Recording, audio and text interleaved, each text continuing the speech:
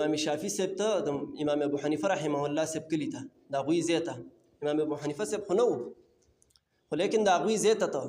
چې کله ته نیمې لارې له سفر ورسېد نو په لارې چا خبر واخیسته چې امام شافعي صاحب را روان دی سره د شاګردانو نو خبر یې یوړو او دا هم معلومه کړه چې دوی ځي د امام ابو حنیفه صاحب مدرسې ته او ځای ته خاص چې هغه د کوم ځای و د هغو شاګردانو له خبر یوړو چې امام شافعي صاحب سره د شاګردانو را روان دی دلته کې امام شافعي صاحب خپل پړاو چې وغورځو د لارې په نیمه کې یا د په لاره باندې نو خپلو شاګردانو ته دا اوس نصیحت کوي او نصیحت د دې دپاره کوي د نننۍ ورځې دپاره زمونږ د علماو دپاره او د دې عوامو دپاره ټولو دپاره یو تاریخي الفاظ دي او تاریخي منظر دی اوس نصیحت د دې دپاره کوي چې امت ټوکړې ټوکړې نشي د امت په منځ کې اختلاف را نشي هغوی اختلاف کړل هغه اختلاف کړل چې د کوم حق الله رب العالمین او د الله او د الله رسول ورکړی دی هغه اختلاف نه دی کړی چې کوم منی امت مسلمه ټوټې ټوټې شي نو امام شافعي صاحب خپلو شاګردانو ته وایي چې موږ ځو د امام ابو حنیفه رحمه الله کلي ته او د هغه ځای ته نو د هغه فتوه دا ده چې رفع الیدین نشتي لکه د هغه فتوه دا ده چې موږ به یې نه کوو او امین بالجهر چې دی نو دا هم د هغه فتوه دا ده چې موږ یې نه کوو نو تا مونږ چې هلته لاړ شو نو مونږ به امین بالجهر هم نه ویو ځکه چې امام شافعي صاحب خپله فتوه دا وه چې امین بالجهر شته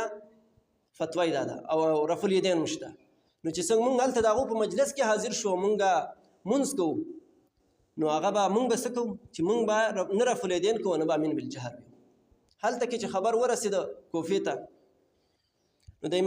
امام ابو حنیفه رحمه الله صاحب شاګردان چې کوم وو هغې کې مشران شاګردان چې وو نو هغو اوس خپلو مجلس کې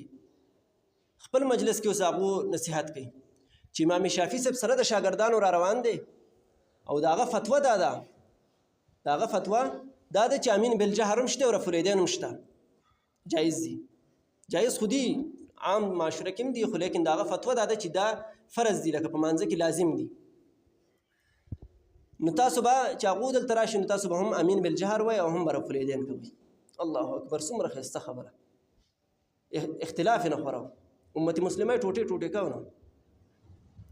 مونږ خو نن سبا خپلو مولیانو د لاسه د خپل استاذ او د خپل عالم او د خپل فرقې عالم دپاره مونږ امت مسلمه ټوټې ټوټې نه چې مونږ یې رکوم د مخې نه خو خپل د عالم او د خپل استاذ خبره به منو او د اسلام خبره به منل نه افسوس خبره ده نو چې کله امام شافعي صاحب شاګردان را ورسېدل هغوی مجلس کې حاضر شو نو د مانځه ټایم و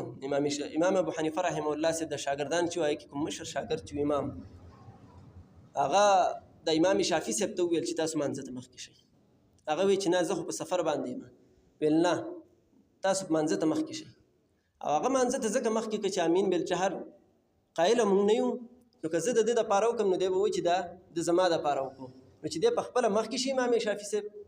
نو امین بالجهر هم به ووایي او رفع الیدین به هم وکړي نو زمونږ هغه اختلاف به را نه شي او زمونږ په ځای کې به د اسلام اهم رکن هم ادا شي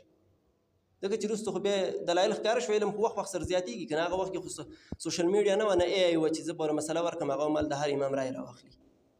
هغه وخت کې خو دا نه و چې چا ته کومه رای رسېدل وه د هغه فتوه په حق کې وه او علاقې خو بدلې بدلې وي لرې لرې وي نو هلته کې چې کله مونځ شروع شو نو عجیبه خبره دا وه چې اول سر نه چې کله امین بالجهر ته ورسېده نو امین بالجهر د امام ابو حنیفه رحمه الله شاګردان وي او د امام شافعي صاحب شاګردان ونه وي هغو حیران شو چې دا ولې دا خو عجیبه چل زمونږ سره وشو چې مونږ به نه ویو ځکه چې دلته خو فتوه نشتي په دې حکم باندې د اسلام په دې رکن باندې خو دغه نشتي نو چې بیا دغسې رفع الیدین شو نو د امام ابو حنیفه صاحب شاګردانو وکړه او امام شافعي صاحب هغې ونه کړه وروسته دې بیا تپوس وکړو نو امام شافعي صاحب ووي چې ما خو ځکه د خپلو شاګردانو ورته ویلي چې نه به یې کوئ چې ما وایي چې اختلاف جوړ نه شي نو تاسو ولې هغو مې مونږ هم دقه وي چې اختلاف جوړ نه شي او د اسلام په احکاماتو باندې عمل برابر شي مخې ته زموږ راتلونکي خلقو ته دا خبره واضح نه شي چې مونږ خالص لکیر کې فقیر یو او نن که مونږ سوچ وکړو نو مونږ د حق امامانو نه یو قسمه د هغو په هغه اقوالو نه هم مونږ بغاوت کړلی د الله رب العالمین د قرآن مجید د احکاماتو نه خو پرېږده خو د هغه علماو د دغه نه هم مونږ بغاوت کړلی د هغو دغه زندګۍ نه هغو چې کومه زندګي تېره کړله